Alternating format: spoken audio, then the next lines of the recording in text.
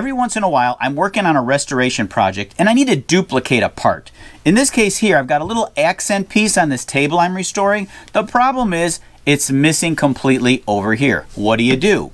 Well, I had no idea until I came across this product by a company called Resin. It's a silicone putty. It allows me to make a mold out of this part quickly and easily. Let me show you how it works. The first thing I did was to repair the original piece by using some wood filler. I followed that up with some wood stain and then sealed it with a coat of shellac. How you protect it isn't all that important. I just want something on there so that when I pull off the putty, it's not going to remove all of the wood filler. The putty has two parts, part A and part B. You mix 2 equal parts by weight.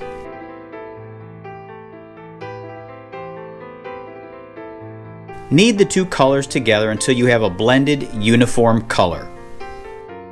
I use a small amount of the putty at first and press it into all the details of the pattern. Add more putty to make the mold thicker. I'm using a large stick to flatten out the back so that this thing will lay flat. The putty dries in about 20 to 30 minutes. I came back an hour later and it was ready to remove from my pattern. I did have to trim the rough edges just a little. I then mixed up a small batch of Resin 2-part epoxy and filled up the mold.